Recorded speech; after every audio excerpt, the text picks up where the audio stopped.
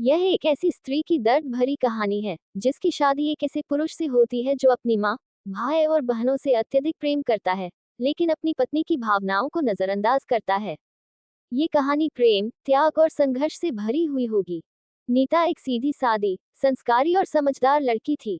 उसका विवाह एक संपन्न परिवार के इकलौते कमाने वाले बेटे रवि से हुआ।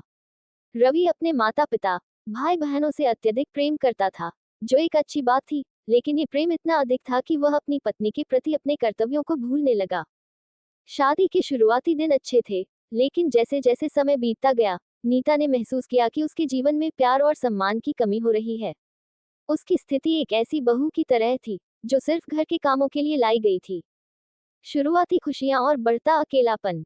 शादी के बाद कुछ दिन बहुत अच्छे गुजरे। परिवार में खुशियां थीं, हंसी मजाक था, लेकिन नीता ने महसूस किया कि रवि का प्यार सिर्फ अपने परिवार तक सीमित था। जब भी वह अपने पति से बात करने की कोशिश करती, रवि अपनी माँ, बहनों या भाई की किसी न किसी बात में उलझा रहता। धीरे धीरे रवि ने नीता की भावनाओं को नजरअंदाज करना शुरू कर दिया। अगर वह कुछ कहती, तो उसे यही जवाब मिलता, माँ ने कहा है, वही सही है। बहन की शादी करनी है, पैसे बचाने होंगे। भाई को बिजनेस में मदद करनी है, तुम्हारी जरूरतें इंतजार कर सकती हैं। नीता के दिल में दर्द बढ़ता गया। उसे महसूस हुआ कि उसका पति एक अच्छा बेटा और भाई तो है, लेकिन एक अच्छा पति नहीं। रवि की माँ भी अपने बेटे पर हुकूमत चलाती थी। उन्हें लगता था कि नीता उनके बेटे को उनसे छीन लेगी, इसलिए वे हमेशा नीता को नीचा दिखाने की कोशिश करती। वे उसके कपड़ों, खाने के तरीके और हर छोटी बात पर ताने मारती। नीता हर ताने को सहती रही, ये सोचकर कि शायद एक दिन रवि उसे समझेगा। लेकिन रवि ने कभी उसकी तकलीफों को महसूस नहीं किया। रवि की बहनें भी नीता से जलती थीं। वे चाहती थीं कि उनका भाई सिर्फ उनकी फिक्र करे।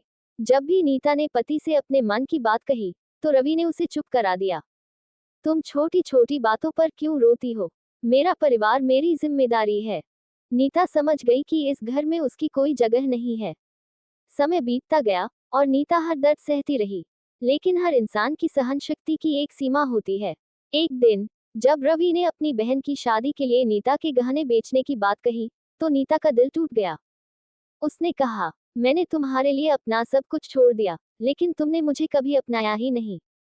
क्या मैं सिर्फ एक जरिया थी तुम्हारे परिवार की जरूरतें पूरी करने के लिए? रवि ने गुस्से में कहा, अगर तुम्हें इतनी ही तकलीफ है, तो अपने मायके चली जाओ। ये सुनकर नीता को एहसास हुआ कि उसके त्याग का कोई मूल्य नहीं था। वह अपनी इज्जत और आत्मसम्मान के लिए उस घर से चली गई। नीता अपने मायके चली गई, लेकिन इस बार वह कमजोर नहीं थी। उसने अपने पैरों पर खड़े होने का फैसला किया। उसने अपनी पढ़ाई पूरी की और एक अच्छी नौकरी पाई। धीरे धीरे उसकी मेहनत रंग लाई। अब वह किसी पर निर्भर नहीं थी। रवि को एहसास हुआ कि उसने अपनी पत्नी को सिर्फ तकलीफ ही दी थी। लेकिन जब उसने नीता से माफी मांगने की कोशिश की, तो नीता ने जवाब दिया, अब मैं अपनी खुशियों के लिए जीना सीख गई हूँ।